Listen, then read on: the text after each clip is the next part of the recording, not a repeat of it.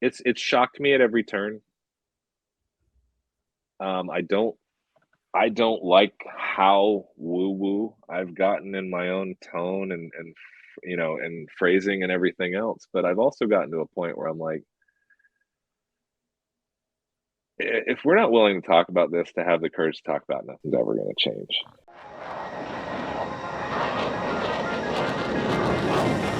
Chris Lato, welcome to Lato Files.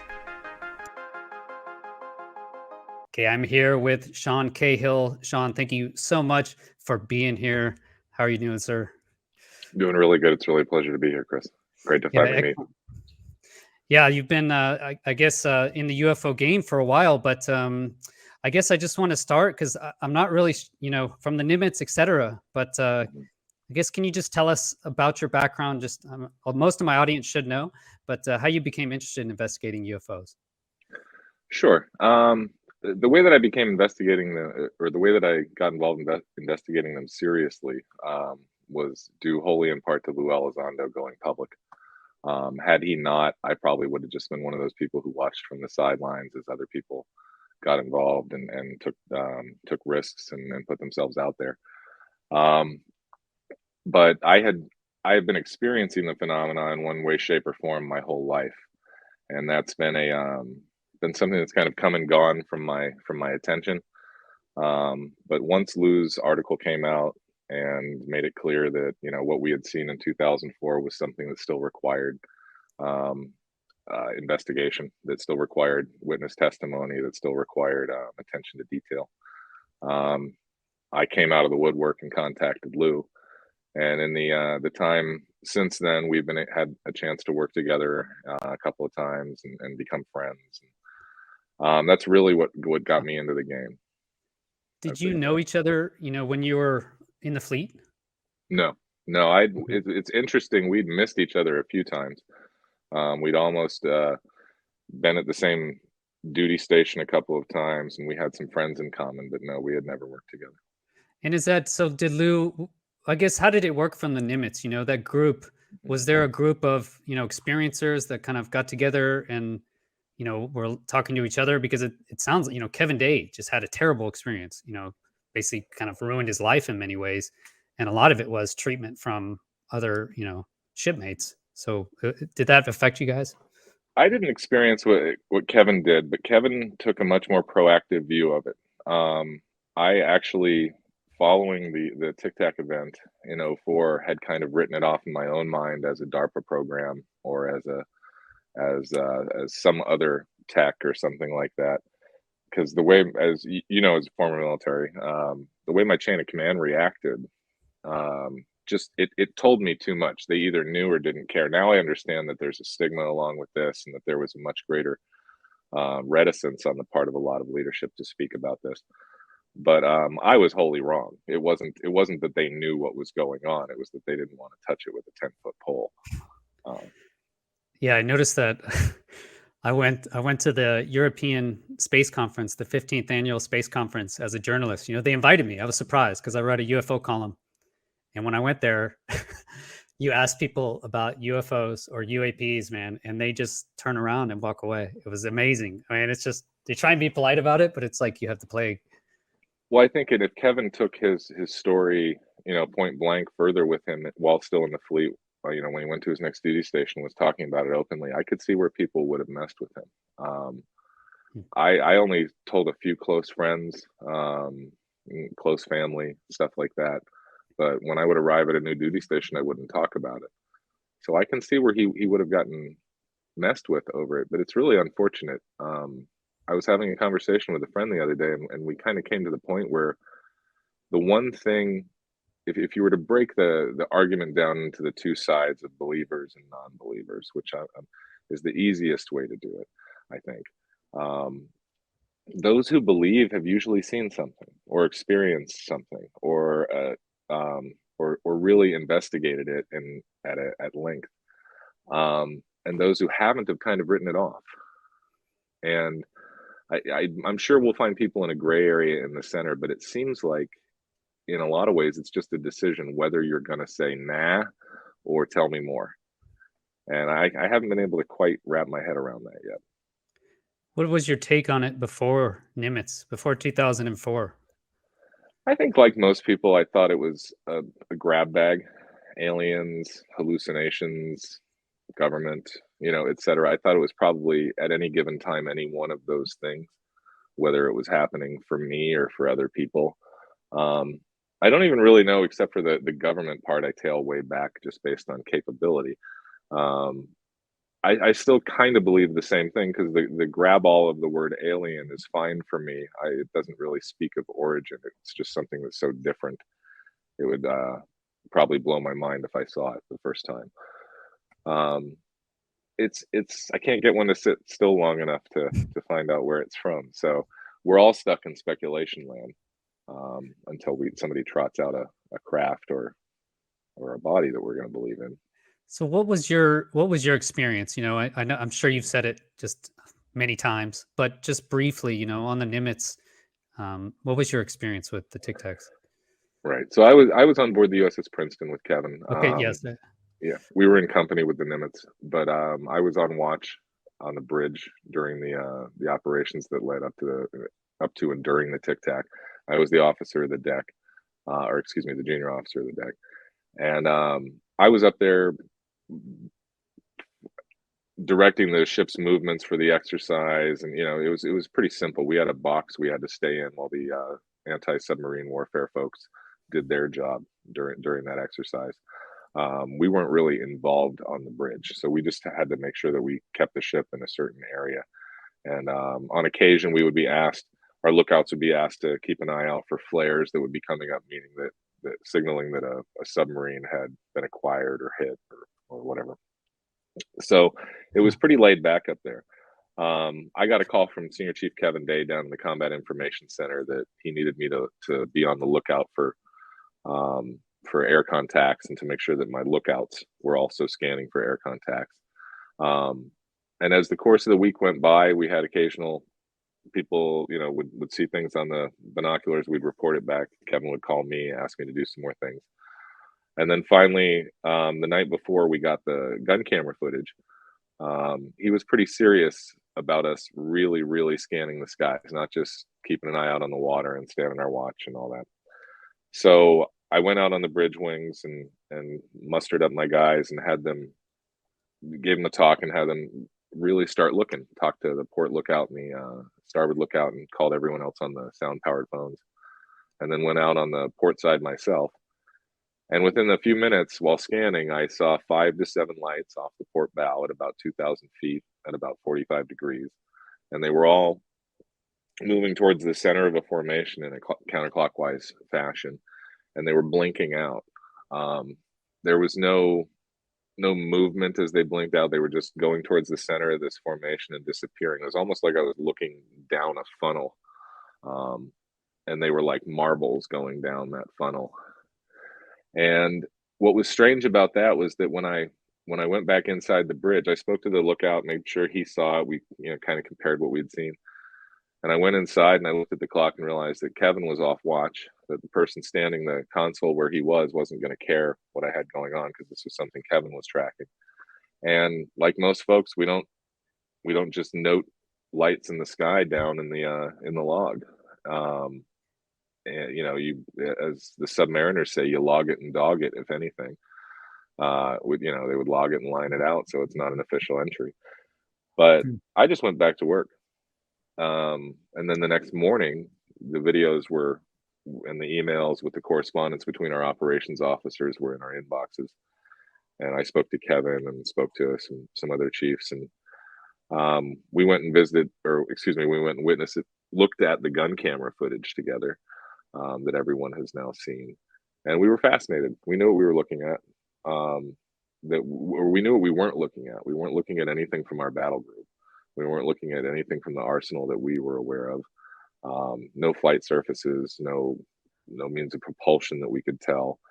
And there's a portion of it where, if you know what you're looking at, it zorches out of that area pretty darn fast. And the chain of emails that went with it said that the operations officers and the other people involved had done their due diligence to ensure that these contacts they were tracking over the course of a week weren't chaff, weren't clutter, weren't ghosts in the machine, weren't flocks of birds. all of those things that a lot of people will jump to quickly debunk. Yeah. So is that the only time you saw them physically? So you were looking through binoculars. I guess how I understand it is you're in charge of the visual kind of clearance for the ship, essentially, Hmm. right? So Yeah, you're making we're sure literally all. driving the ship. Yeah. Yeah, and I'm sorry I said yeah. I think of the engagement because it's the Nimitz carrier group. I don't know how do you refer to the TicTac engagement? What do you call it? I guess. Well, I just say the Tic Tac, the Nimitz Tic Okay. Tac, but Yeah. it So was the yeah. Nimitz battle group, and we were with the battle group. So you're on the Princeton though, up at the top, Mhm. basically making Right. sure everything, monitoring all sectors, and so you see these lights, and you basically are looking through your binoculars. Do you know how long it went on? How long you saw them for? Or the colors? No more than 5 seconds. Okay. Um, five good Mississippis. They were all white point sources of white, very bright white point sources. I'd say more luminous than Venus. No navigational lights, no blinking, no stuttering, nothing else like that. No contrail, no smoke. Very clear sky. Um, that's yeah.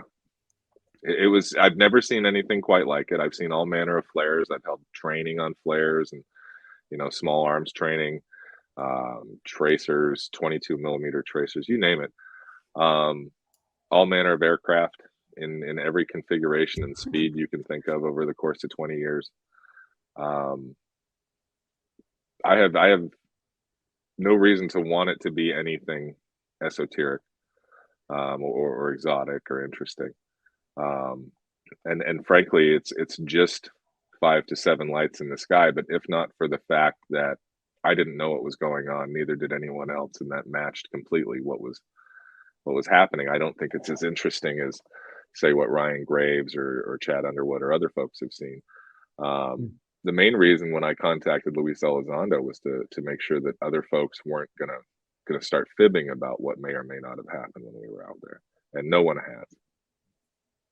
So did you see the lights any other time, or just that one time, that one engagement? No, that was the only time that I saw any contacts that were not absolutely part of the battle group exercise. Those were the only lights that I saw at all, that weren't helicopters or aircraft. Okay. And then, so then Lou Elizondo calls you. So you basically don't think of this any longer, like you said. You watched the crew. You mentioned they sent up the emails, they sent up the information, and you think you couldn't tell at the time whether they actually cared or knew about it, or if it was the stigma. But now you think that it was possibly the stigma. Is that correct? Well, yeah. To sum it up, we obviously cared. We cared what was in our battle space, and that there was working out whether it was something real or whether it was just a glitch with the upgraded systems. But after it didn't seem like my captain was bothered, surprised, shaken, or anything like that. So that was what made me just default to some kind of advanced project or something like that. In the years since, in the time after that, I was interested in UFOs as entertainment. I watched the same television shows everyone else watched, and would read the news. But when the article came out, I spent about a year before I first spoke to Lou. I sent an email within a week saying I was there, and here's what I saw, and this is my rank, and you can vet me as needed. And it took about 9 months for Lou to reach back out to me.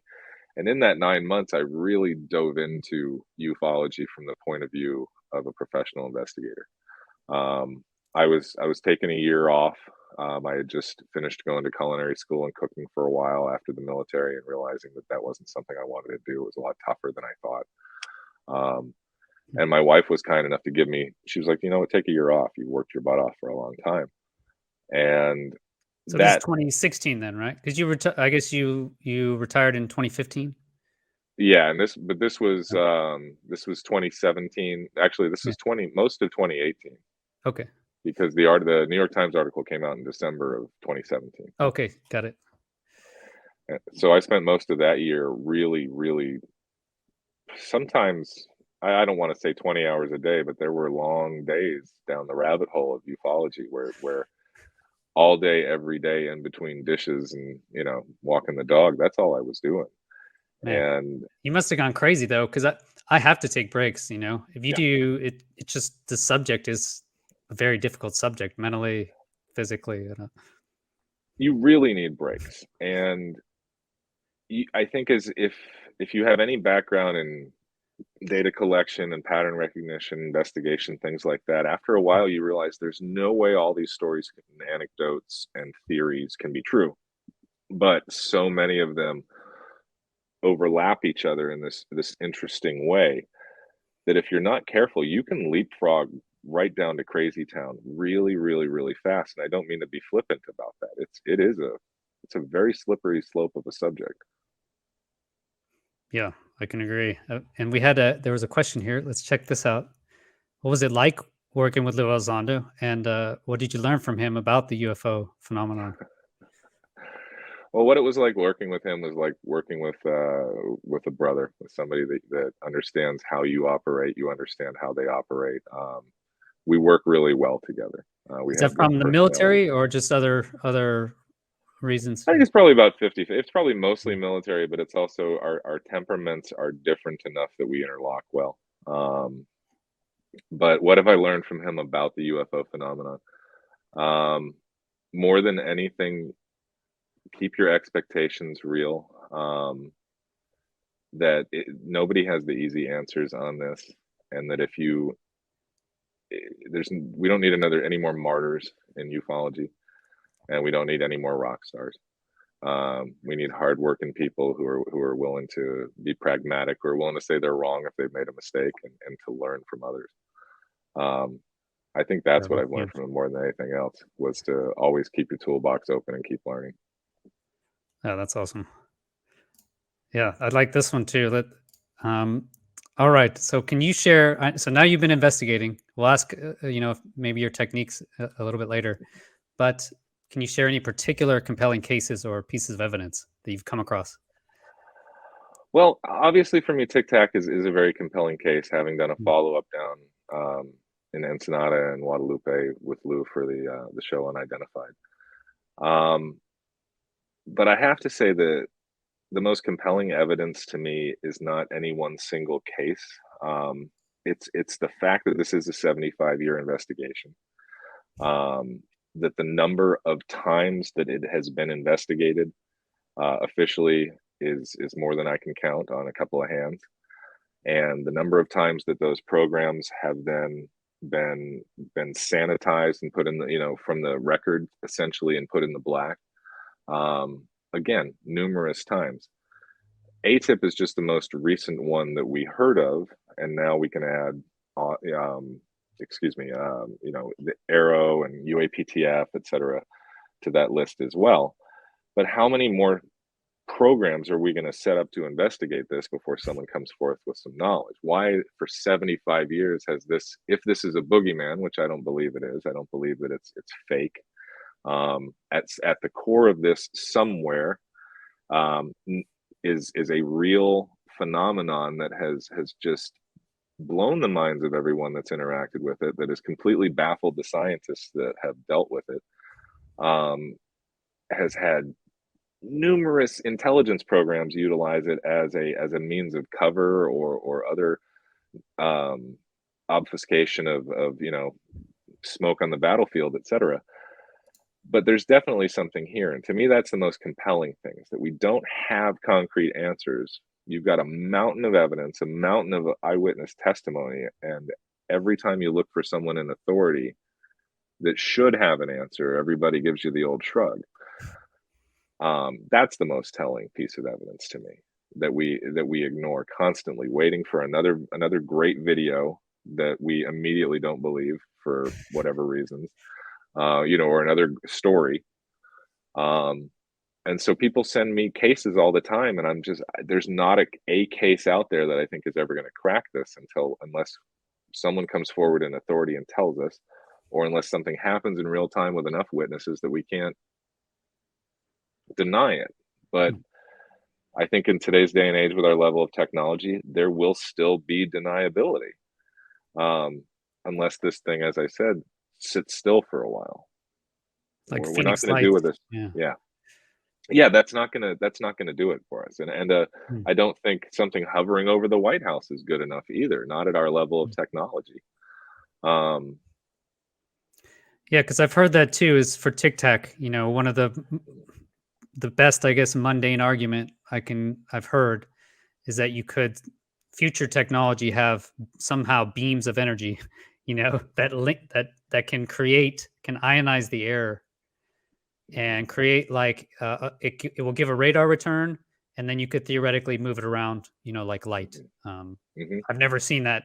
I don't know that that exists, but that seems like the best mundane answer I've heard. Mhm. I've read some scientific articles on it and heard, the locker room conversation about it too. And to me, again, I want to take people back to 2004 and remember what our level of over-the-counter technology was, how thick your iPod was, and granted, yes, we had the first generation iPod back then. But I could be wrong.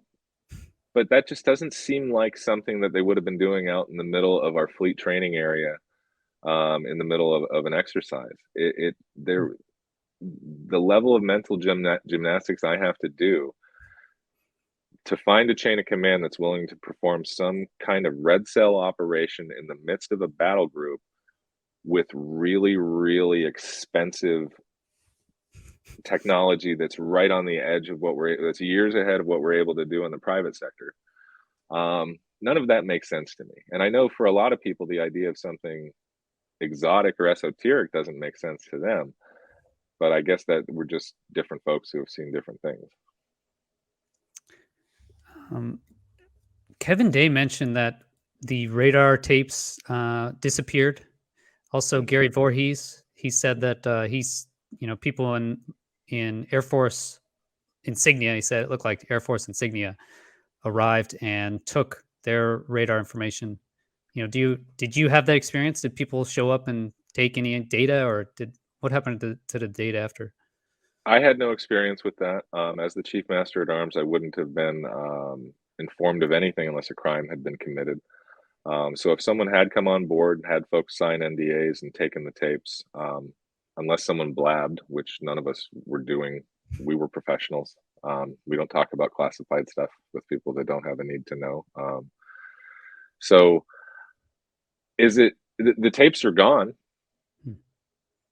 So again, as an investigator, Oh, I'm left with very few things. Either they were stolen by a crew member, they were misplaced somehow, while all the other ones weren't. Because the ship hasn't the Princeton hasn't been decommissioned yet. All of her stuff is archived, and even the watch bills should still be there. And folks have tried to get a hold of the watch bills, and allegedly the watch bill archive is gone, and the logbooks are missing. So again, mental gymnastics for me to build up how this would have happened in retro, or who would have had to go around and then snatch these things from the various archives that they're kept in.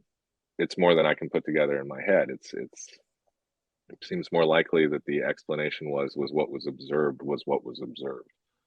hmm. It seems like though they. I guess my question is: are they researching and investigating those tapes, or are these tapes just totally gone? I would love it if the UAP Task Force, or Arrow, would say, Right. "Hey, we have, yeah, we're looking into the Nimitz and the Princeton, and Hmm. we're investigating it." It would just be great if they Hmm. could say that, and we're tracking down the data. I completely agree. That is the first place, and they should do it very quickly because all of this information is perishable. It's been years. The people who served and were in these various capacities may or may not still be around to give their testimony. But there should be receipts, as they say, somewhere. If aircraft were dispatched carrying Air Force personnel out to the USS Nimitz and out to the USS Princeton, there should be a record of that somewhere, even if there's Yeah. not a paper record from Princeton and a logbook. or something like that. Uh, as far as I know, scrubbing air traffic control records is pretty tough. So Also, the just that was super top secret information. You know, that those radar mhm, tapes. mhm, There's no way that just you just leave that around, or you're not sure where it's going to go. I mean, you know how it works. mhm. Top secret data. You're not. I mean, it's just crazy to say it just And disappeared. there's a You level don't of know where it went. accountability that Yeah. sends people to Leavenworth if they mess up. Yep. So somewhere somehow in the chain of command, somebody has the nod on this one, um, and let it happen. That's for sure. That's for sure. Well, so yeah, I just hope that radar tape is not destroyed or something. You know, the Yeah. E2 as well, because you had well Hmm. that is the E2, but you also have those tapes as well as the witnesses. Did you talk to the E2 guys? Did you investigate with them? No, I've never spoken to the guys on the Mm, Nimitz that were actually there that were on board Nimitz. mm, I've stuck with Princeton and what I knew about that. I was more interested, frankly, in Kevin's follow-on data about where the craft went into the water, mm. um, and much more interested in what the fishermen around Guadalupe had to say that corroborated that. For them, craft going in and out of the water of this nature is normal. Um, Well, there wasn't a single fisherman in the village who wasn't aware of what we were talking about, and it was just a question of differentiating between who was willing to speak to us and who was frightened. is that still going on? I hope you're enjoying this interview. My channel runs solely through YouTube views and the generous support of patrons. So please consider smashing that like button if you do like this video, and then helps me dial in, get you the best content possible. Support the channel at patreon.com/Chris Lado for only $5 a month. Get all those benefits. In the end, no, thanks just for being here. You make the channel a success. Let's get back to the interview. Is that still going on? Do you think, like, if we put a I would camera assume system so. off the coast there, or I would assume so. We talked a lot in the beginning about what it would take to get a sensor stack on top of one of the cinder cones there. Um, we're just a few. We're civilians now. It's a little tougher to make that kind of thing happen on an ecological habitat island of a foreign nation. yeah, Um, but that area is it's rife with it's really hard to explain just how nonchalantly some of the fishermen were taking it because they had seen it so darn often. well, I get that impression from talking to people in South America. You know, talk to Argentinians, and to them, it seems just normal. Like Hmm. it's just my impression. It could be totally wrong, but my impression is everyone in South America basically just believes in ovni. You know, they call them, or it just Hmm. seems much more prevalent than in the U.S., especially. That's the general impression that I've gotten, just around Ensenada and Guadalupe, and then from reading online and watching videos and stuff, it does seem like no matter where you go in South America, especially in the rural areas, it's interwoven into the culture, into the history. It's the there uh, there's places in Colombia, for example. There's a good friend of mine, Dan Zetterstrom, has a show called Phenomenology, and the mountain that they're investigating there has ovnis coming in and out of it all of the time, according to the locals. And it's gone so far as the Vatican, about 100 years ago or so, came out and baptized the mountain, and that still kind of shocks me because I thought you had Mm, to have a living soul to be baptized according to the traditions of the church. And so mm. is the church granting this mountain a soul, or it's all Oh, very interesting. interesting, and it's not the way that it is up here at all. And then it's it's not like, even if you go out to the desert out here to um, Death Valley and Joshua Tree, there's a culture out there that that feels relatively the same way about how frequent these things are seen, but it's nothing like it is down south. Do you think the military or the government is investigating this case? Have they contacted you and asked you questions? Or I've if not I been can ask. contacted. No, I haven't been contacted directly. And you know, when someone says, "Is the military investigating this?" The answer is already yes, because the Arrow is a aspect of the United States military. Um, but do I think this will be investigated again and again and again until we get to the bottom of it? I think that a lot of talented observers are going to come to the same conclusions, and if they have the level of authority that's able to start a program or an investigation, they will.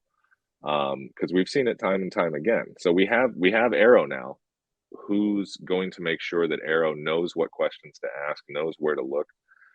It's really hard to tell people of that caliber that you have to find a UFO expert. Well, where are they going to find one? Not in academia, and I dare say that nobody wants to self-identify because their community is going to laugh them down. So, Kevin Knuth, you throw him. yeah, There's some yeah, scientists out there, UAPX, in academia. So, but yeah. I don't think they've been contacted as far as I know. But I don't know. Yeah, the efforts that I'm aware of are coming out of the universities, Harvard, Stanford. There are numerous other universities out there that are standing up programs. I have been contacted by a few of them, but a university doesn't need my help. Um, I've been able, I've given a little advice here and there as to what I think you can stay away from, what might be nonsensical and non-starters for a lot of folks. But there are a lot of programs right now that are interested in the history, the current state, and that doesn't even get into the consciousness aspects of it, which are where I would say the great majority of the studies are coming from. Yeah, interesting. Yeah, so how would you say to investigate? What do you think the best path forward is when you're recommending to these universities or just in general? Well, first of all, it is a steady understanding of the history of this. Not Don't start fresh. I wouldn't start fresh. You have to take all of this data in, all of the programs, understand how much money has been put behind this already, and then ask the questions of why it's being obfuscated. Why is it being utilized as a tool to confuse um, and inflame? Um, in a lot of ways, I think that's well. I don't want to digress there. This should be approached as we would approach any investigation, anything that's going to be scientifically based, forensic based, etc. But this is something that has subtle aspects of it that can't be proven in the way that we're used to.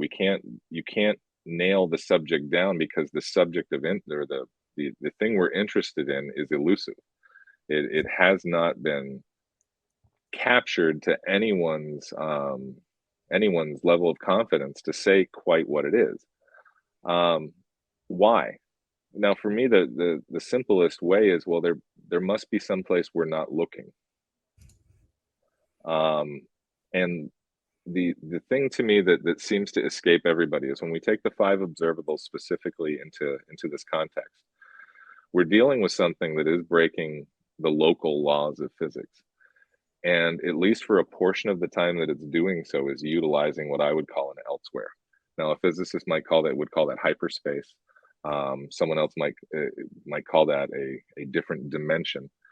And that's where the conversation breaks down, because the people who have the authority to talk about dimensionality and and things like that in our universe don't believe that portion of our reality holds anything useful for us as humans. Now, we're going to have to make these jumps at some point and change the way that we're going to theorize about this, because these objects seem to me to be able to leave this reality, transit some other place, and then enter back into this reality. What's the in between? And if we don't acknowledge that in between exists or have any understanding of it, I believe this is going to remain elusive, unless there's some kind of ridiculous mistake like people claim Roswell was, or unless there's a inadvertent crash, or unless something is shot down. All of those arguments, when they come up, are equally battered about by people. Well, it turns out the Italians hit a craft with depleted uranium. They believe that was true. It was a UAP, and then that UAP allegedly hit their helicopter with a directed energy weapon.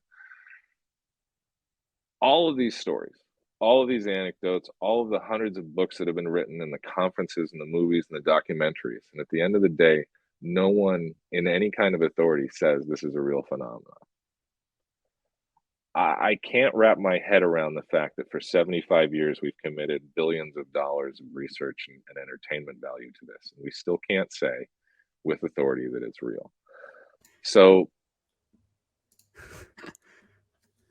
I don't even know if I would have the confidence to start a program on something like that. But we face a paradigm that we're not even willing to look at, and I waste more time dealing with. I don't want to lump anybody into a bad category. I'm a skeptic. I'm interested in debunking nonsense. I rely on scientific method.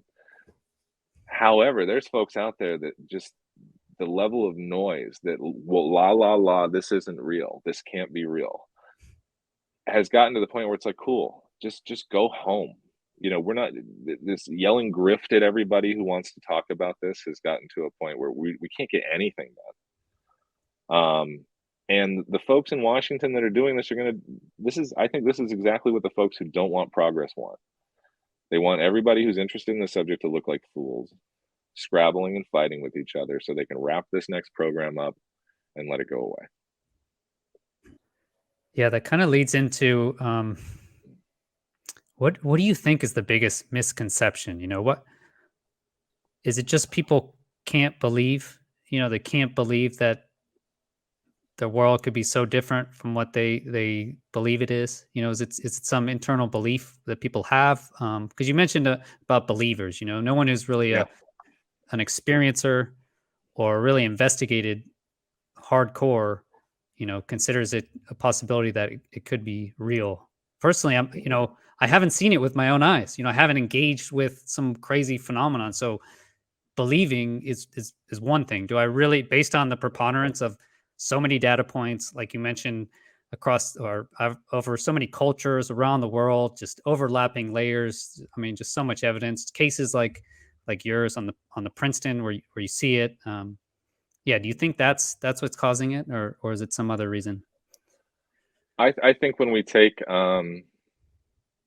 authority and power bases out of it, like governments and companies and things like that, I think that's almost 100% what it is. Because when you go to a conference or go to a talk or something like that, what you have is a lot of people searching for answers because they're confused. And most people aren't confused if just for no reason. You know what I mean? We encounter data that confuses us, and then we try to find it out or try to find out the answers.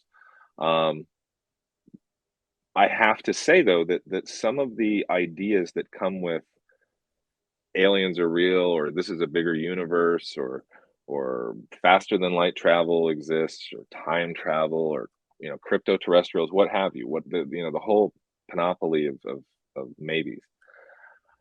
What it does tell you is there's more than this. There's more to this reality than what you were given. That what you do for comfort every day when you go home, that you're sure is true and correct, might not be so much, and you pair that against the fact that we just don't believe the same thing. No matter where you go in this world, we've got a lot of different religions, a lot of different beliefs. The core values of those religions aren't even always the same, even if the same books are shared. We're not easy folks to deal with, us humans. So I don't see how folks can sit here and look at this giant universe and go, we're the only things here, and I'm not going to believe in anything until it arrives. And we go out and we watch these science fiction movies, and we entertain ourselves with these stories, but we go, but there's no way in the world that could ever happen. I don't know. I guess maybe it's the difference between the dreamers and the schemers, but I don't understand why this is so hard to get to the bottom of it and why people are so inflamed and offended by it. Yeah, I made a video I'm publishing tonight. It's a theory video, and in it, I say that we don't have answers to really big questions, such as what is time? We have no real, you know, what is consciousness? Mhm, Right? You mentioned that. What is gravity? mhm, So these are all really big questions, and as much as we like to think that our science knows everything, it can't answer those basic questions. Donald Hoffman said that despite everything that we talk about with all of our space-time theories, not one of them actually has even a model to mhm, explain, not even an attempted model to explain conscious experience. You mhm, and me talking on this device, over the internet. There's nothing in any of our models or theories, according to Donald Hoffman, that even attempts to explain this experience that we're having, this conscious experience. So I guess for me, when I started investigating UAPs, is I thought I was so sure, I was a hardcore atheist for so many years, mhm. my whole life essentially, and Yeah. so sure. And then you realize, why am I so sure? Again, we don't Mhm. know. Everyone tells me they know stuff, but you don't know what gravity is. You don't know what time is. You know, Yeah. energy. You don't know where energy comes from, and you can't even begin to make a model to explain, even a model to explain consciousness. Mhm. So for me, that was kind of opened up my mind essentially. I think you kind of had a similar experience, I guess, where you just to open new ideas that could be I possible. I've had quite a few, and throughout most of my life, I wrote most of them off. It wasn't, you and I were talking for a few minutes before the call about meditation, and you're really kind, complimenting me on one of the shows I did recently. But that show where we talked about consciousness and other things like that, that really ticked a lot of people off. I probably got more people angry at me because they thought that I was making wild claims. Um, Wow. Oh, really? So you got a lot of yeah, yeah. feedback, negative feedback for talking about meditation, I guess. Yeah, well, I also talked about things, that are a part of the meditative process for some people, like, lucid dreaming and what people call astral projection and things like that.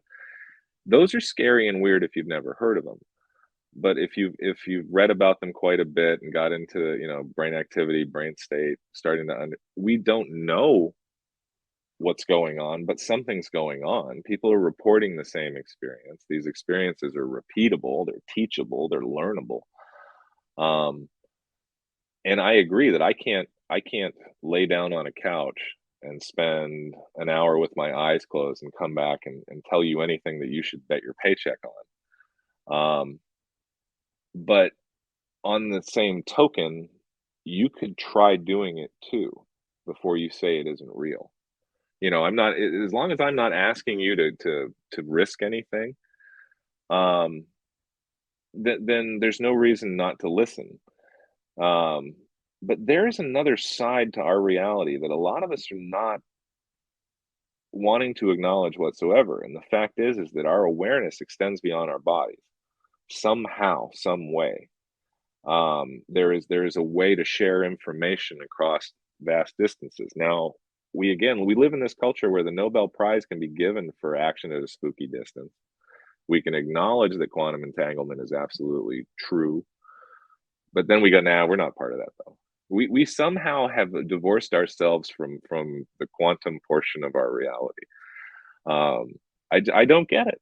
I just don't get it. There's not a lot of where is the hardcore physicist who can also speak woo woo? We need some because we need the big ideas to start marrying up with the math again. That's how we get cool stuff.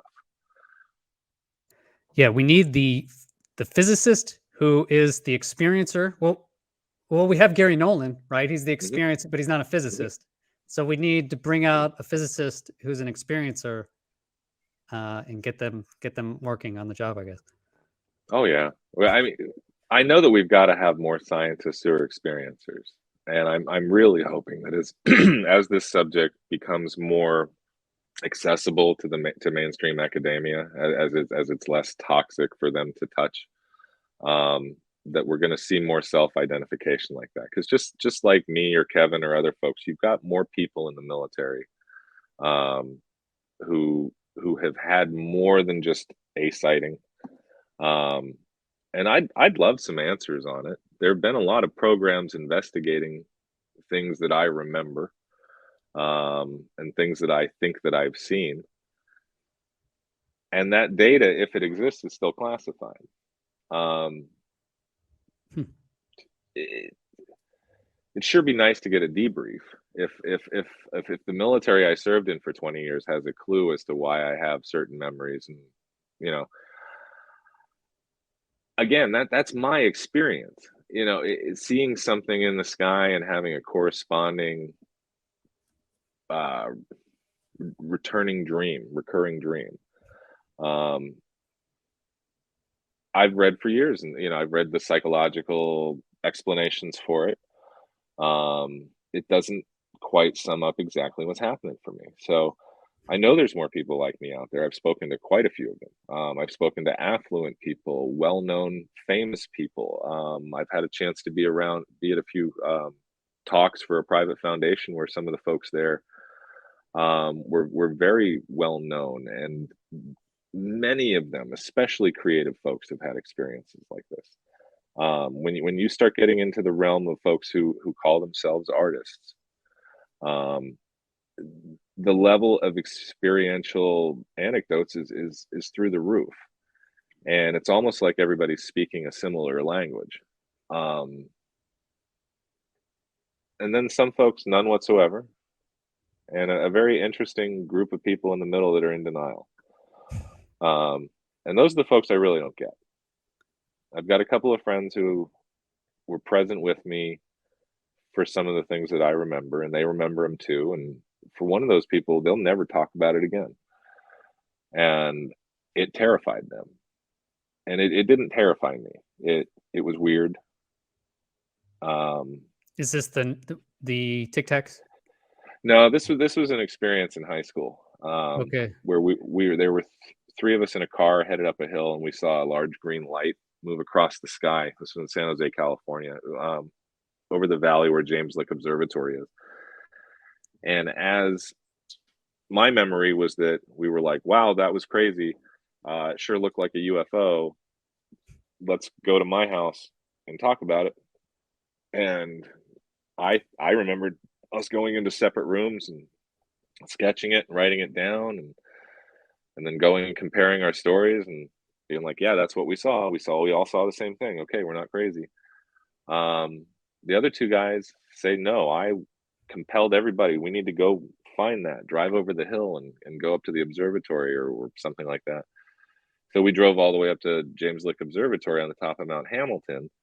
And according to them, I was out on the grass at some point running around with these lights. I don't remember any of that. And one guy just tells the story like it's funny. And the other guy one time listened to the story being recounted and said, yep, that's what happened. I don't want to talk about it with you. And hasn't spoken to me since. Um, I don't remember that part. Huh. So I've got other things where I do remember weird stuff like that, but that's the one that probably bothers me the most because I don't remember it. Hmm. And how did I get a completely different memory? And that to me, that calls into question everything I remember. I mean, all of these things, all memories are questionable.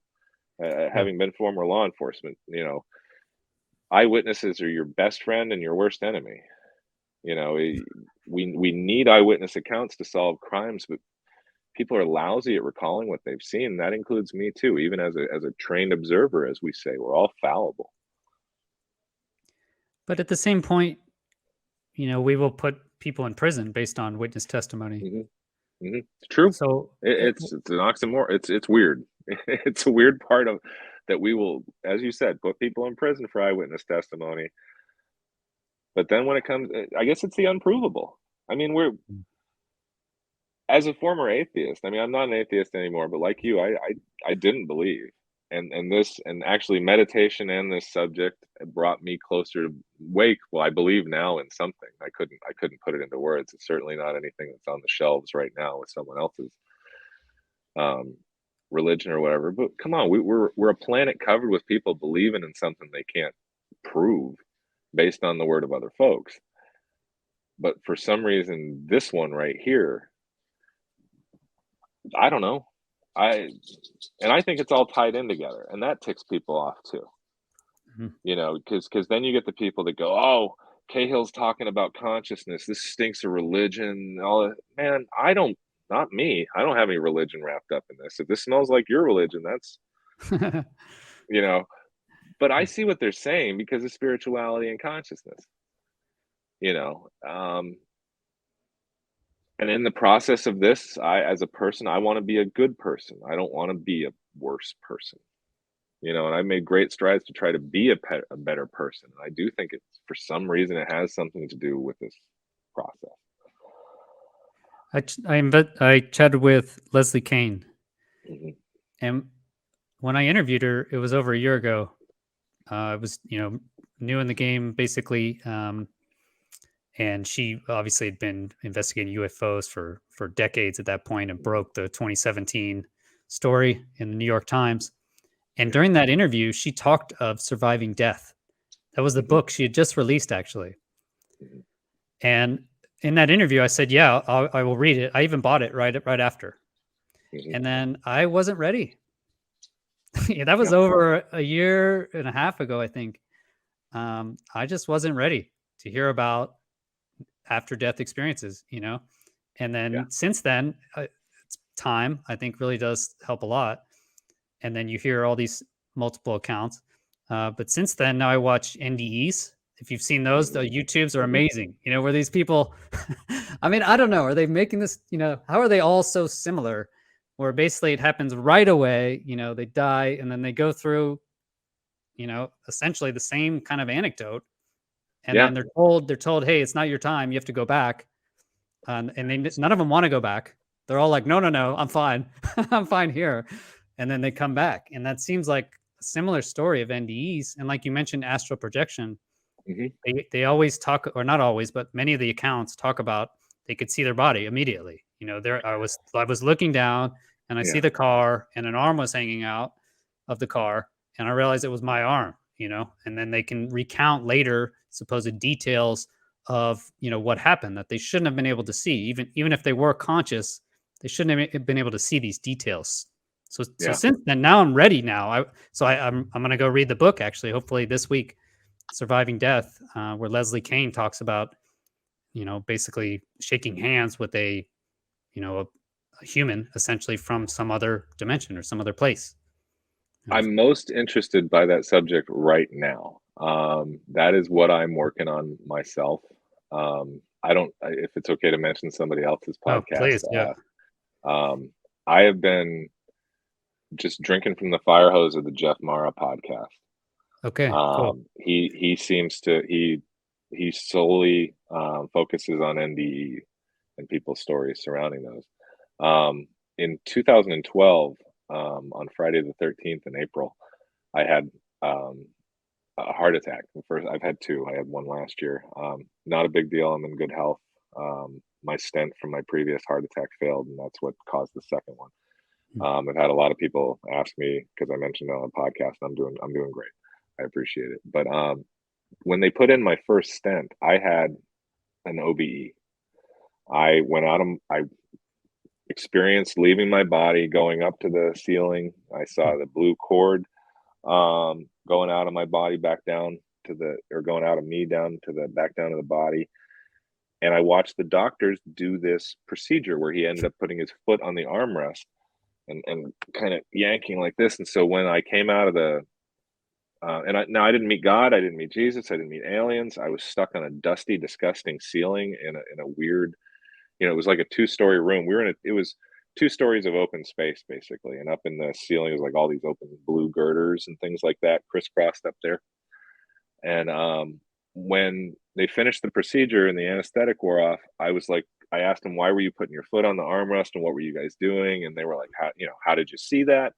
So I had my own verification, and the docs had their verification. For the docs, it was the first time. The nurses were like, nurses seem like they've always seen everything 100 times, but they were like, no, this kind of thing, they knew about it. Huh. It was years before, it, God, 10 years before I was like, I wonder if I can do that again. And that's how I started studying astral projection and got into the consciousness with like the Monroe Institute and stuff like that. Yeah, the But Gateway Experience. Have you? yeah. You should talk with Carl Crusher. Have you talked with him at all or watched his videos? I have not. I've been doing Gateway for about 5 years now, and I went to Monroe last year and we did a bunch of cool stuff with it. It's great. It's like a gateway drug for folks who want to do that stuff, honestly. Yeah. But The you can Monroe do it is, with or the yeah, Gateway Experience. yeah, yeah. Funny, I didn't mean to. That was ironic.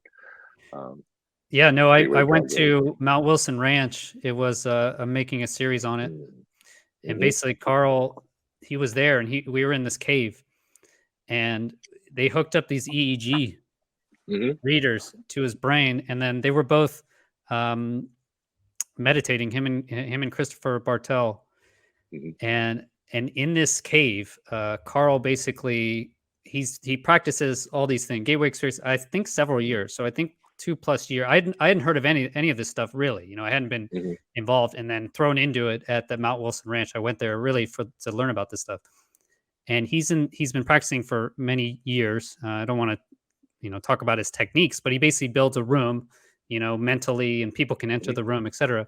So he ends up in this interaction with a Native American Indian that he could tell.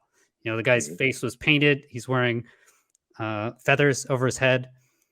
And what's funny is when in their interaction, the Indian was doing the same thing that he was. He was trying to find out what's on the other side, like Mm-hmm. I forget what they called it, some sort of a mystic explorer or something.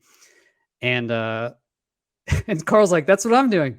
And Carl said, "Well, you're obviously much better at it." And he said, "Well, look at you. Look at the EEG things on your head. Because he still had, I guess, Yeah.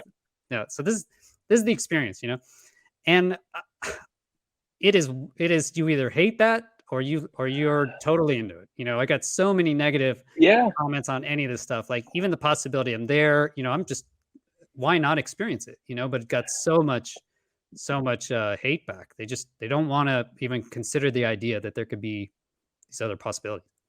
When we were kids, we were curious. If a friend came to you and said, "Hey, man, hold your breath and squeeze your eyes real tight and jump up and down 10 times and you'll see stars," we would have done it. And if our friend came to us and said, "Do the XYZ and you'll pop out of your body and you can fly around like Superman, it's really amazing," we probably would have done it. We would have given it a try. But now as adults, we're not willing to do that. We've had our expectation and disbelief set in our life. We don't want to be disappointed anymore without any big ideas. We've had the wool pulled over our eyes. We have been stolen from and cheated on and lied to. Yeah, we've been stolen from and cheated on and lied to. There's more to this life, and you don't have to get mad at me for saying it because I don't want anything from you. And I don't even want you to go to your church anymore. I want you to go lay down on your couch, learn a little bit of pranayama, take some deep breaths, and maintain your consciousness while your body falls asleep. Because guess what? Your mind can stay awake while your body falls asleep. And after that, you come back and tell me what you experienced. Sam Harris won't tell us. He's still, it gets under my skin still. He's the guy, I say he's the guy who got me into meditation because I read his book and used his guided meditations. But Sam's a very practiced meditator. And the levels of consciousness that I believe that he's experienced, because he's described aspects of it, he's having a good time. He's learning things over there, but he's not sharing them with anyone. And I respect him for it, but more folks need to share, because we're not going to get people doing this if you just tell them, "Oh, well, it's really good for you." Yeah. helps balance you out a little bit. No one does that. It's really good for you. No one does that. At this point, I'm like, you know what? Tell everybody all the cool stuff. Yeah. Tell What tell is them the tell cool them. stuff? So what's the coolest thing you've, done or been able to experience? For me, the coolest thing is having it chill me out. Um, if you're a nervous person, if you're an anxious person, I think the first thing you'll probably tell me is meditation doesn't work for me. And I will say, yes, it does. It works for everybody because I can find you an aspect of your life where you've tricked yourself into meditating, whether it's doing the dishes or playing racquetball or guitar or, scrapbooking or something like that. Even in the shower. We have there's a whole subreddit develop, for shower Mm. thoughts. Well, those folks are really meditating. They're doing a small form of mindfulness in there because they're taking certain aspects of their body, giving them something else to do, and their default mode network is giving them a chance to expand a little bit. So first off, there's changes to mood, balance, understanding. You can take your problems into that space, and you're a lot better to talk to in there. Let me put it this way: you shouldn't be able to be afraid to talk to yourself deep in meditation. You should be. You should be taking the hardest things in your life in there and going and just say, "What do I do?" And you're the only one in there with you, but you're the one that's answering back with the calm answers. And so beyond that, I don't want to make any wild claims, um, because here's the other portion too. It's for you. It's not for anybody else. I don't think that place in there is somewhere you don't go in there to try to tell the future or find out the locker combination of your best friend or something like that. And I'm not interested in when people are like, "Oh, so and so said they could make money with remote viewing." Cool. I I understand when people say, "But you don't want to," because the type of and this is man, this is another thing. Here we are. We're totally off the rails for so many people right now It's because fine. I'm going to use the word energy. And until 7 or 8 years ago, I didn't believe in energy in my body. I ate and I needed sleep and I needed water. And there were a bunch of processes that went on, but I didn't think of energy as something that I could conserve or utilize. It wasn't until I started fasting and meditating that I realized that there's different stuff going on if you give your body a chance to talk back to you. And there seems to be healing aspects of it. I know that sounds wild, but there does seem to be some way that you can communicate with your body in a way that you can't just sit. We don't communicate with our bodies. We're not taught to. We're not taught to talk to our hand and tell it not to ache anymore. And I know that probably sounds nuts to most people, but that's why wouldn't you? So if you're in that place, in that if you've learned to meditate, to quiet the noise and to find that kind of warm void that a lot of people talk about, well, that's where you communicate with the rest of you. Um, Hmm. and Yeah, it's interesting. I started, yeah. like we were talking a little bit before, is I started meditating actually, I think 3 months ago.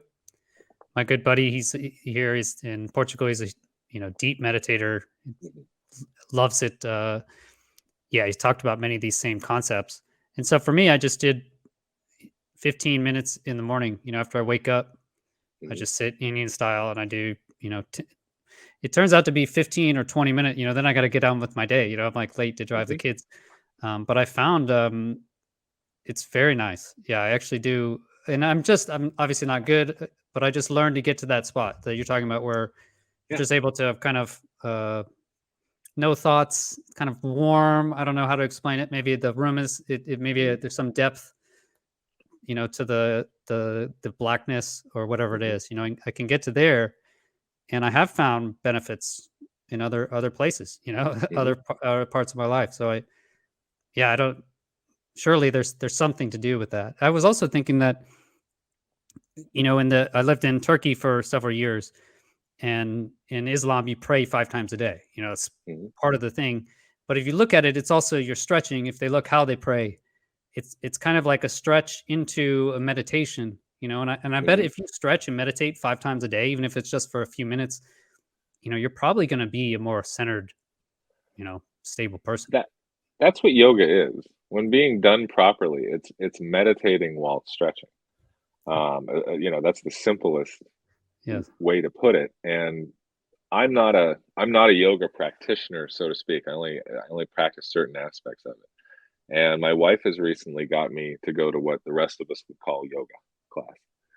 And I don't know what everybody else's experience is. And I'll be honest with you. Being a meditator, it's a good place to find some of my ego because I've got an arrogant attitude of meditation vice. Um, Yoga, I think meditators are cooler, and that's not the way you're supposed to look at it. Um, but I've found that I'm a fool because they're doing it right. They're meditating while exercising and stretching, and I was like, this is even more dynamic than just sitting on my butt and trying not to itch my face and waiting for everything to calm down. Waiting for the dog bark to be something that's far away instead of right in my ear. And I think a lot of folks, if they had regular folks telling them that this doesn't have to look like what the TV told you it looked like and everything else, that everybody's welcome, that it's healthy, and it doesn't have to come with the patchouli oil and the man bun. um, Mm. it, but it's kind of our birthright, and I feel like in a lot of way we've had it taken away from us. But it sounds nuts if you've never done it. Yeah, if you don't understand flow state, yeah. Yeah, that's the same thing. So, do you think? So, you're obviously investigating this avenue. Like, do you think Mhm. that's where the breakthrough will come from, or how can we move the UFO UAP discussion forward through these That's efforts? That's a good question because we're all asking for three-dimensional, solid nuts and bolts answers. And the majority of the people that are willing to give us answers or tell us their story or telling us something that's seems to be based more in consciousness. Now, now we're back to the biggest questions ever. What's the basis of our reality? I'm a believer that the universe follows from consciousness. I would dare say that most of the materialists who would immediately debunk this entire subject are going to say no, consciousness is a product of the material. Hmm. Um, it may be as simple as that argument, but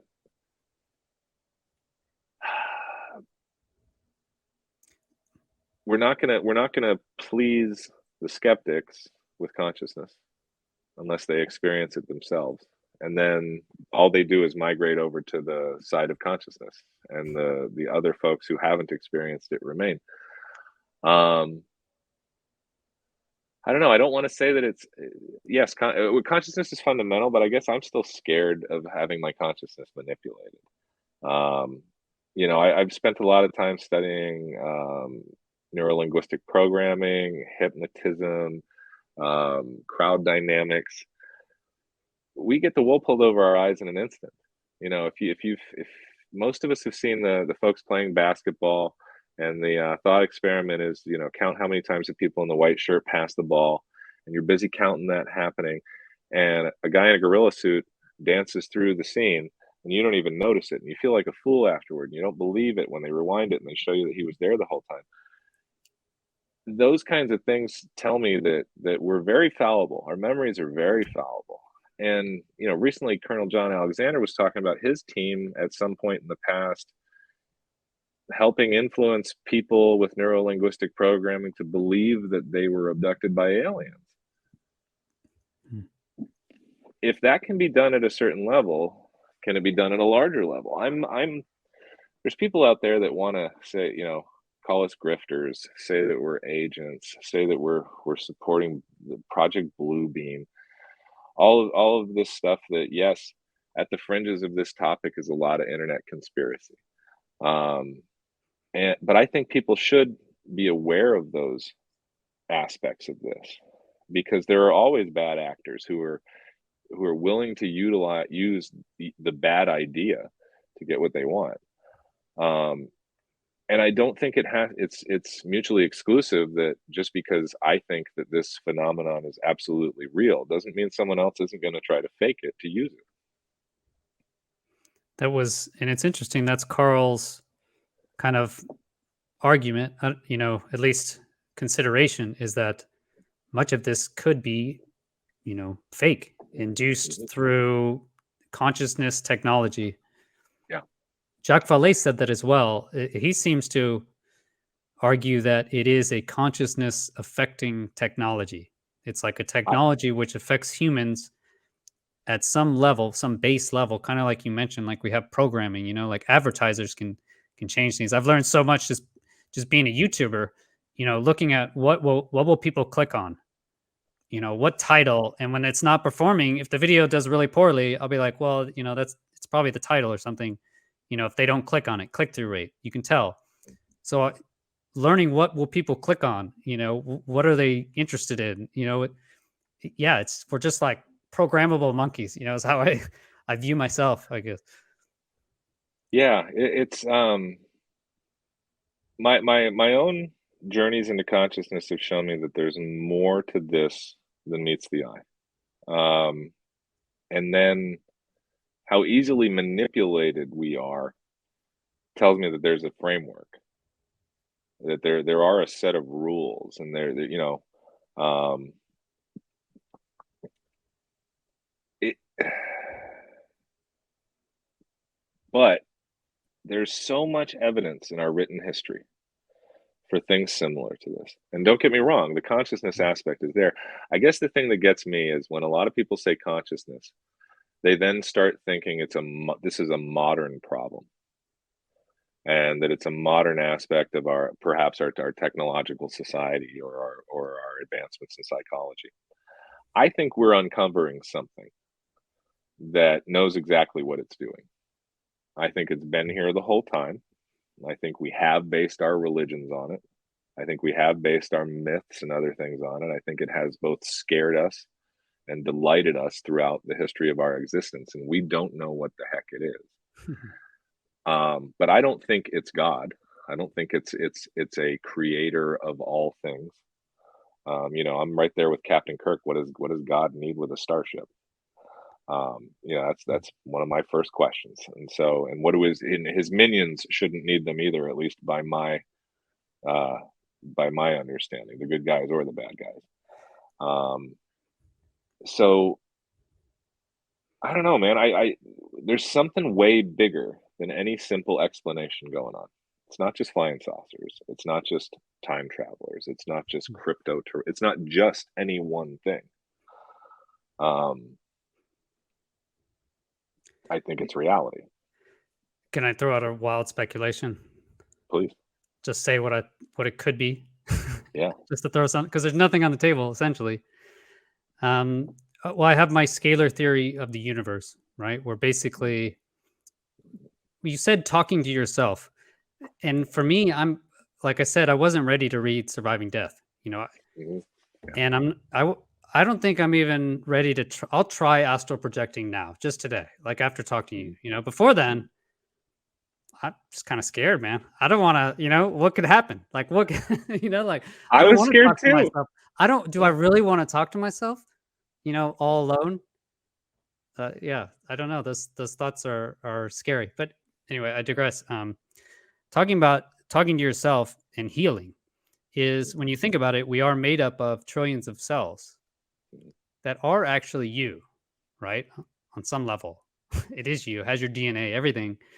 But it really requires a certain number of those cells to really come together to really allow the emergent behavior, or to go to our dimension, essentially, is what I kind of think about it. It's different dimensions of life. So if you have a much smaller dimension of you, right, made up these trillions of cells, then I guess I argue that it continues going up. So if you think about it, if you're a cell in your body, you'll do all these things, right? You'll be, I don't know, forced to think certain ways, or you're going to behave based on how evolution got to that point through whatever processes we're still, learning about.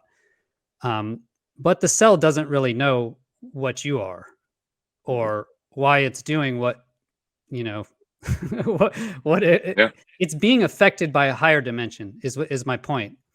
And so the higher dimension in many ways can shape the whole structure of the universe for the lower dimension. So if you look at the structure of our universe, right, we have planets and balls, right? But we still can't prove gravity even exists. We can't prove it's a force, right? It's more like the shape of our perceived reality determines the how the reality, the physical processes will actually work. So in that sense, I argue we are part of the nations, the Gaia, the planetary sphere, but it could go even further to where you have effects. So from higher level dimensions that are causing us to do stuff, and we're like, we Hmm. don't know what it is. And the point Hmm. is, I guess it's you. Like what would you tell your cell? As I'm injecting, let's say I want to, I need to fix something. So I'm going to inject, I don't know, as the needle's going into your cells, your cells are probably like, oh my God, what's going on? How do you explain that to them? I don't think you can. You can't Hmm. explain to a cell in your body, oh, it's me. You're actually just 1 trillionth of part of me. Yeah, it's complicated. So I don't know. I guess that would be my impression, just wild speculation. You bring me back to your question that you asked me about OBEs and all of that, and what I've learned. All after listening to all of those different anecdotes from probably almost 100 people at this point, everyone had similarities and differences. But the one thing that kept cropping up with the people that seemed to be a little bit more aware than others was they said, it seems to be based around my prior beliefs. And I found that to be interesting because when I had my out of body experience, I would have definitely considered myself an atheist. If there was, if you were going to show me anything, it was going to have to revolve around me and the local area. I wasn't going to. If you had walked Jesus in and with a cup of coffee for me, I wouldn't have believed it in a minute. But the people who expect to see that often see that. And you've got folks that say, "Oh, that's just your brain telling you what you want," at a moment of stress and all of that other stuff. But what you and I both know from reading some of the books that we've read is that the people who are having these experiences are able to verify these little details while they're out Yeah. that would have been physically impossible to verify otherwise. And so they have that level of confidence that ratchets them up into a different area.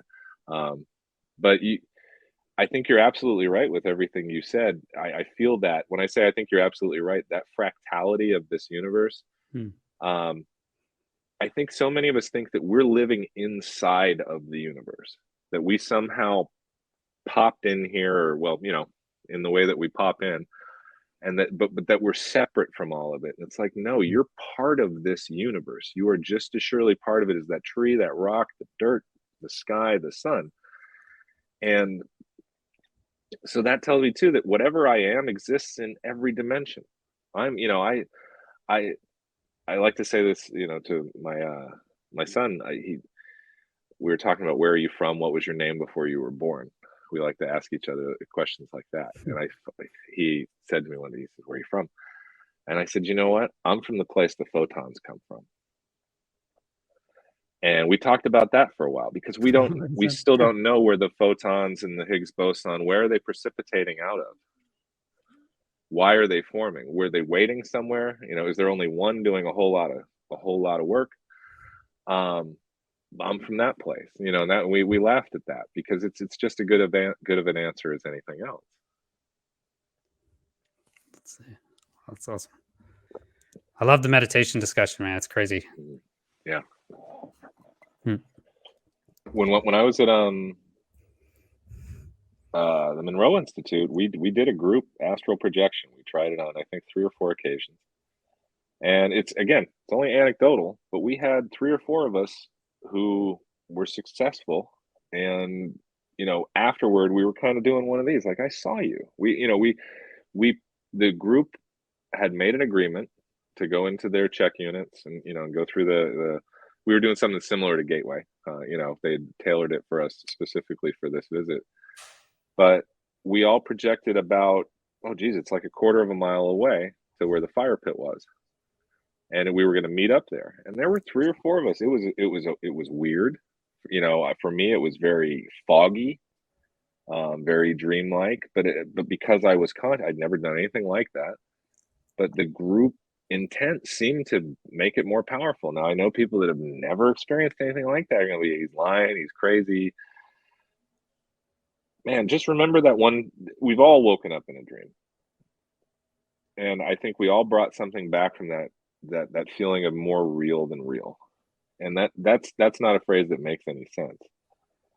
But there's no reason for that portion of our existence to feel more authentic and real than the one we're in right now.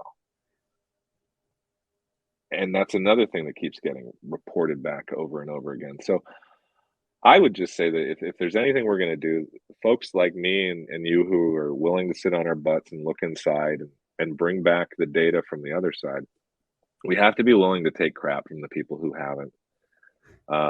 We can't get too mad. We have to go, I don't blame you for not believing me, because it is the very definition of nuts that I'm telling you this. But I'm not telling you I'm the only one, and I don't want anything from you, and you don't need any equipment, and you don't need to buy my book either.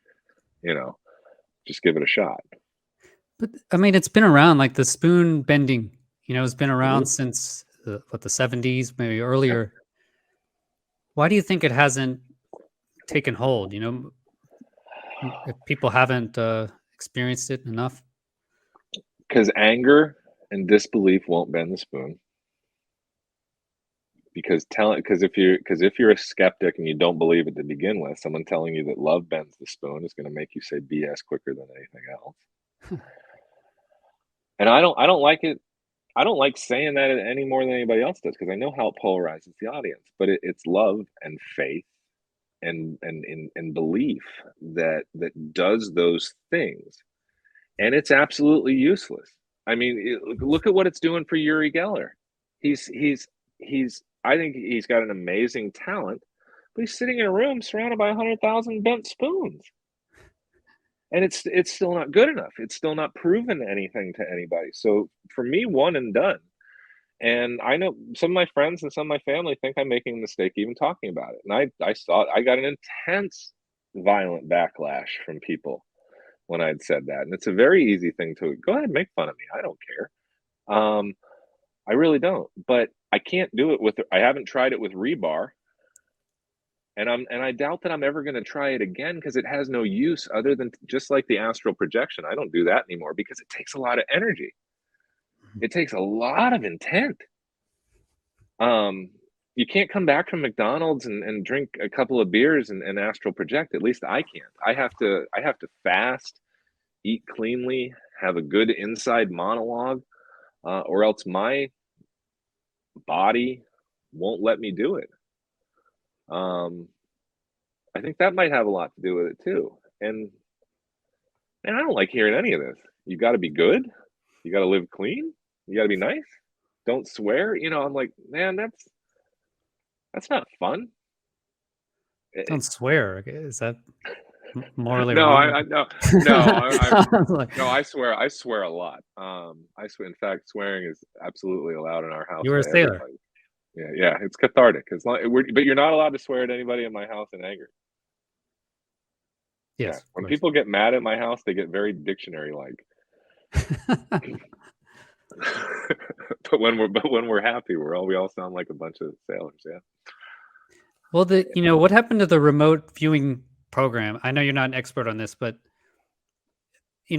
people don't believe it. But then you look at, for 30 years, we had a remote viewing program. Mm-hmm. The Army used it. The CIA has used it to. I mean, there's people saying that we had actual data. They accessed the crashed aircraft just based off random coordinates. So CIA, the missile lab, like 5 different divisions of Army tasked them at the same time for these things. And if you were if you were paying attention to remote viewing, let's say the last 6 or 7 years, right around 2017, 2018, somebody's program shut down. And somebody must have messed up with their NDAs, because there were about 5 or 6 young remote viewers that came out of a corporate program and all started YouTube channels, and we're selling the how-tos at a ridiculously high price. Like they must not have known there was a subreddit where all the information was there for free. And but there are corporate programs. There are plenty of people out there, if you know where to look, that are either selling the how-to, or that just came out of somewhere and saying what they were using it for, whether they were using associative remote viewing, which is where you just associative remote viewing is where you tell a person, here's an example. If uh, if Joe Biden is going to get elected president, then the remote viewer will remote view the geodesic dome from Epcot Center. If the other candidate is going to get elected president, then the remote viewer will remote view the Eiffel Tower. And you make it like something very simple like that, and then you do it statistically enough, and you take your data, and then you move with it. That's associative remote viewing.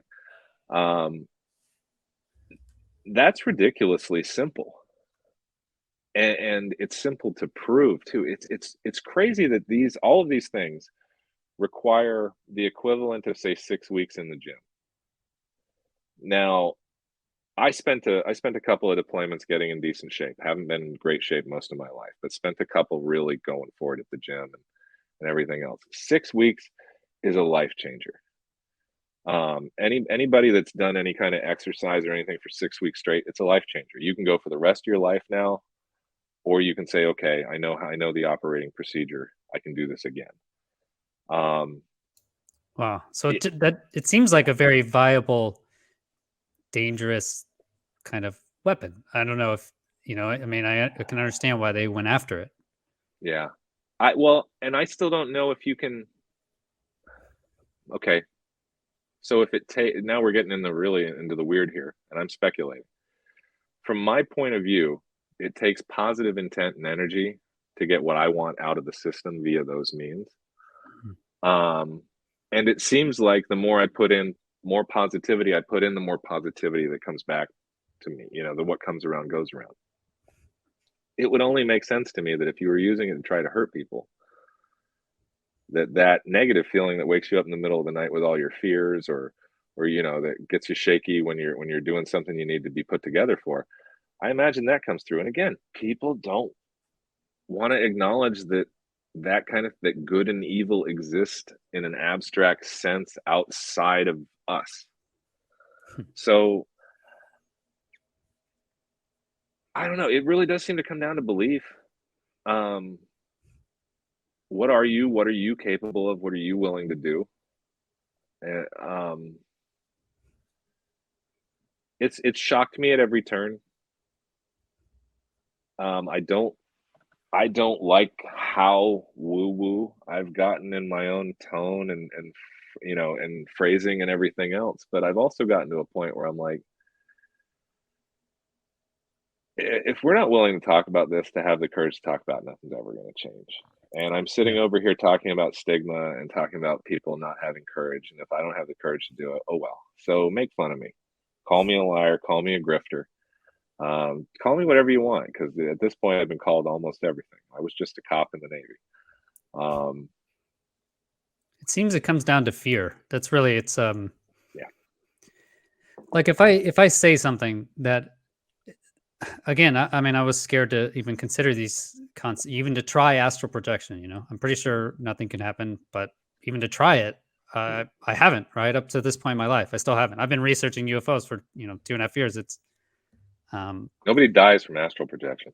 Okay, it's good to know. No other injuries or So, but it's fear based, and so if someone recommends something and you're scared to do it, there's just a natural human programming to fight against that, to immediately attack the source of the information rather than the information itself, right? And no one wants to change their whole beliefs on the world, especially adults. They have it figured out. Like everybody has it figured out. They're unhappy. They're not happy with their lives, but they have it figured out, miraculously. Yeah. So what would you say to people to try meditation, to try this protocol, or to? I would say to any person, learn to meditate. Find out the different ways to do it, and find a way that you're willing to put the effort into, because it will work for you. I promise you. And if you just got to go back to saying to yourself, you know what, when I play golf or when I play tennis, I'm going to try to be more mindful.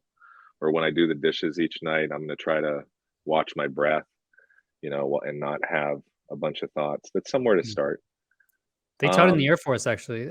I was taught in the Air Force because they found benefits. Again, mhm, they will mhm, use any tool, right? They don't have to say that we believe in remote viewing or astral projection, but I was trained to use mindfulness. I actually used it in a mission. It was a training mission. I wanted to just try it out. mhm, It was in Aviano, and I was flying in this you know large force exercise. It wasn't that big. It was like 6V4 aircraft, mhm, but I wasn't that proficient. I was flying only once every 3 months, and as a pilot, your proficiency goes down very quickly, like a week or two, and you're rusty, and then after a few months, quite rusty.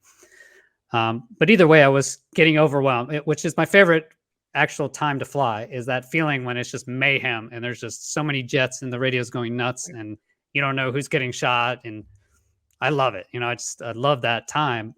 But I was like, oh, this is that time. And I'll try the mindfulness, And so basically it's just trying to calm your thoughts, breathe, like you said, and not think about, basically not think about anything is kind of how I mhm, consider it, or at least don't get attached to your thoughts. And I did that for, I don't know, 5 or 6 seconds. And I went back and I was just smooth and controlled and just, finished the intercept. So it was quite interesting. So we've been taught in the Air Force to use mhm. mindfulness. And the reason they said is because it worked. They found there was a professional team. I can't remember. This is several years back, but they were doing mindfulness practices, basically meditation, and they saw increases, in all their metrics for their sports teams. So that's why they brought it to the Air Force. So yeah, I think there is scientific backing, at least according to the class we did, et cetera, that it works. It's mindfulness stuff. We live in a country where we've all got a certain rebel mentality in that we're all kind of anti-authority. We're always looking out to see if we need to stand up for our rights and things like that. And I think if people looked at the world just a slightly different way, you don't have to be a hippie, you don't have to throw your TV away or get rid of your phone, but realize that those things want your money. And that's all that they want. They want your time. And if you want your money and your time, maybe take some of it back and just take some of your time away from those things and get to know yourself. And when you get to know yourself, the first thing you find out is I kind of suck. Because if the first thing yourself is telling you is you're awesome, you got bigger problems. You need to get a therapist. But the first thing you're going to tell you is you suck. No, you don't. Now that you know that you suck, you're forgiven. All you have to do is stop sucking. Just stop doing those things that made you say that you suck. Life becomes a different journey when you stop. And this isn't like this for everybody out there. Not everybody out there is negative. I'm only talking to the negative folks. I'm not talking to the happy-go-lucky folks who got it figured out. Um, but if you're negative, you don't have to be anymore. You can do good things for the sake of doing good things. You can have a non-transactional life, and I promise you, at some point, someone is going to show up and start helping you out too. Um, but you got to take those chances. You got to stop being afraid. You got to be vulnerable. You got to put your hand out. You got to open your mouth. Say hello. I You know? think that's it, man. Fear of Yeah. being, like you said, being vulnerable. Yeah, I think that could be the biggest block in the stigma. I think that could be where it comes from. Just this fear of, I don't know, of the unknown or of changing. It comes from some sort of fear. Rule your life. There's not much left. You're somebody else's tool. And just to kind of finish on that, is I've noticed the same thing. Is that I'm just very optimistic now about the future. I'm a huge Tesla fanboy, and I really believe that they are going to transition the world to sustainable energy, and we can have clean air. We can give abundance. I think we'll have an economy of abundance. And so, with that, now, if we can provide a basic living wage to every person, I'm very optimistic for the future. I don't think humans at our base just attack and want to kill each other. I think at every one of us, I think really down to the core, minus some major issues, really just wants to live the best like we can and live with our families. I just think there's a mental problem where we really just don't think we can ever get there. There's no way we could possibly change. There's no way I could ever get in shape, for instance. So that same kind of thought. So the fear is I know I will not be able to change. So if I try to change, I will surely fail. And I think that's where the fear base comes from. And for me, it was really just, kind of releasing the blocks on my mental thinking. And it goes back to, again, we don't know what space-time is. You mentioned there, things far away or up close, but we can't define space-time really. And there hasn't been one proof of conscious experience out of that whole thing, everything we mentioned. You want to get the craft, right? We want the nuts and bolts craft. All the people are like, where's the nuts and bolts? We don't want the woo. Well, just so nothing in reality has ever been proven to be nuts and bolts. The only thing that's ever even that we can even prove, which is that we're having a conscious experience now, right? That's the only thing we can actually, I think, agree on. That's pretty woo. That's the only thing we can prove, So if you're looking for nuts and bolts, it's pretty hard to prove that, because we don't even know what nuts and bolts is at the base rate. So, yeah. Well, thanks so much, Sean. I really, really enjoyed it. I think you're really on the right path. And thank you. It's I wouldn't change anything for where I'm at today. The challenges I faced in the last 5 years or so, and how I chose to go about dealing with them, gave me a richer and more beautiful life than I could have hoped for. So I think that if folks like you and me can come together, we can have these conversations. If we're willing to take the heat that comes along with them, we might just make the world a better place. Awesome, man. Yeah, well, thanks for everything you do and coming on the show. Thanks for your time. I'm not paying you, obviously, so I really do appreciate it. Thank you, Chris. Appreciate it. Yeah, like you said. So thanks for being here. Thank you. My channel runs solely through YouTube views and the generous support of patrons. So please consider smashing that like button if you do like this video, and then helps me dial in, get you the best content possible. Support the channel at patreon.com/Chris Lado for only $5 a month. Get all those benefits. In the end, no, thanks just for being here. You make the channel a success.